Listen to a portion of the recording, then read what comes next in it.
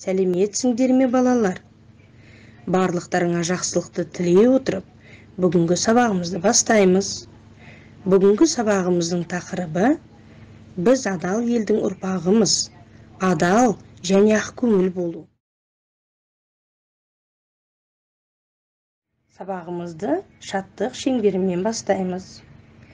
Кәне достар, тұрайық, шеңберімізді құрайық, жақсы тілектер бір-бірімізге сыйлайық.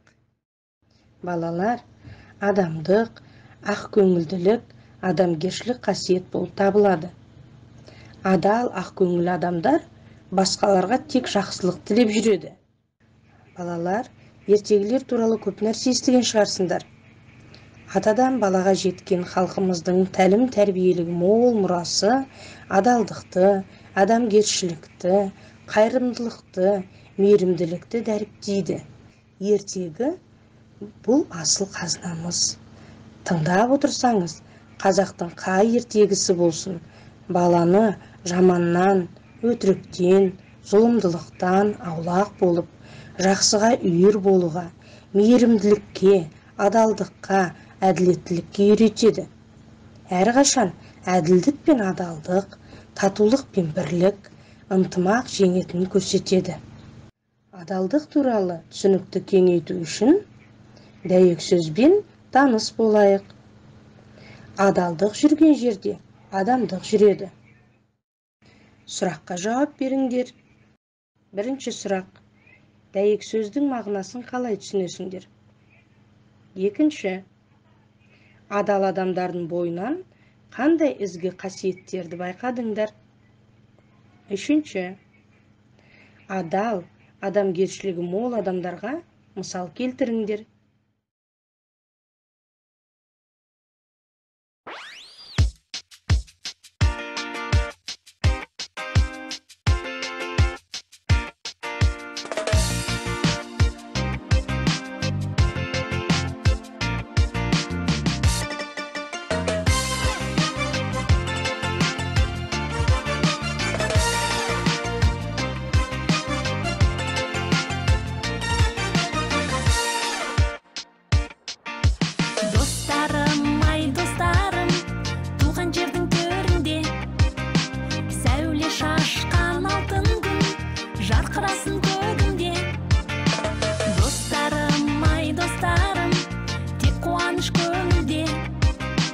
Достардың көп болғаны қандай жақсы өмірде. Достар менің достарым, қосылды бүгін бастарым. Достарға арнап әдемі осынау әнді бастадым. Достар менің достарым, қосылды бүгін бастарым. Достарға арнап әдемі осынау әнді бастадым.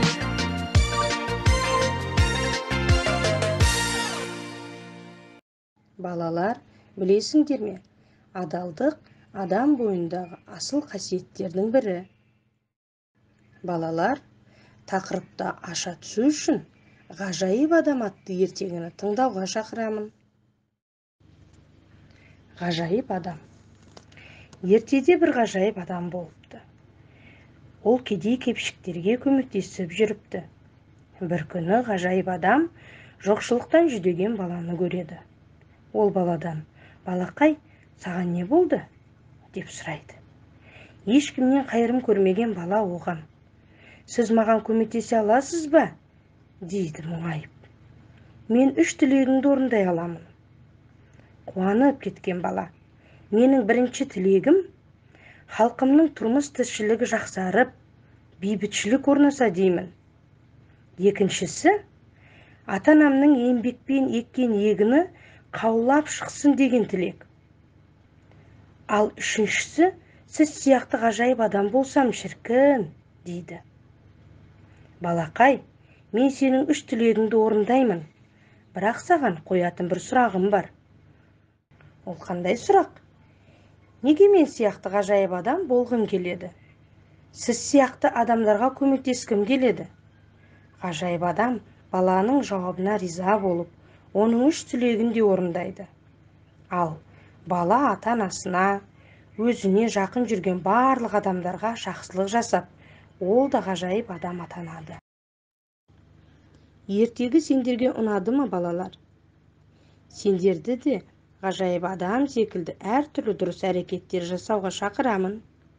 Ендеше, балалар, ертегіні қаншалықты дұрыс түсінгендеріңді білу үшін сұрақтарға жауап берейік. Ғажайып адамның ғажайыптығы неде? Сендер ғажайып адамды кездестірсеңдер, қандай үш тілек тілер едіңдер? Неліктен ғажайып адам баланың тілектерін орындады деп ойлайсыңдар? Ғажайып адам болғың келе ме? Неліктен? Сенің айналаңда осындай ғажайып адамдар бар ма? Әңгімелеп бер. Балалар, енді тамаша бейнебаянды бірге тамашалауға шақырамын. Баяғы өткен заманда Күйік деген шаһарда бір етікші болыпты. Оның жарлы көршісінің Абзал есімді баласы бар екен. Ол бала өз бетінше талаптанып шаһар медресесіндегі ұстаздан дәріс алып тұрады екен. Ненің арам, ненің адал екенін әбден үйреніп алады.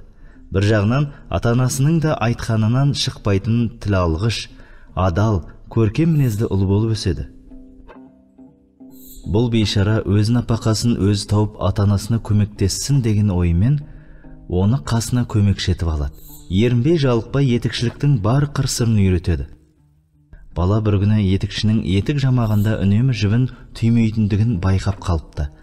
Аң-таң болған Абзал етікші ұстазынан мұның мәнісін сұрайды. Сонда ол: «Қарағым, етік жамағанда жіпті түймесем, ол етік көп замай қайта жыртылады. Сөйтіп оның егесі оны жаматуға қайта әкелмей ме? Сөйтіп маған жұмыс, бала-шағама нан табылады», депті. Сонда Абзал медреседен алған ізгілік сабақтарын есіне түсіріп үлгереді. «Ағатай, бұл күнә ғой. Адам кәсібіне адал болуы керек емес пе?» Етікші бұл сөзге аса құлақ аспай: «Адалдық адамға нан болмайды ғой», деп жауап бере салады. Бала ұстазымен одан ары сөз таластырып жатпайды. Өйткені ол үлкендердің алдында әдеп сақтау жақсы баланың қылығы екен медреседен оқып біліп алған еді. Күндердің күнінде бала етікшілік кәсіпті ұстазынан кем білмейтін дәрежеге жеткен соң өз бетінше етік тігуге кірісіпті. Бірақ та ол етік жамағанда жіпті түйіп тігеді екен. Арада көп уақыт өтпей-ақ шаһар халқы ісін ұқыпты істейтін етікші туралы естіп, жұрттың барлығы соған етік жамататын болыпты. Ал оның ұстазына етік тіктіруге адамдар мүлде келмей қойыпты. Сонда ұстазы мұның мәнісін білмек болып шәкірттен сұрағанда ол: «Кімдегім өз ісін адал атқарса, әлбетте Аллах тағала оның адал еңбегіне береке береді».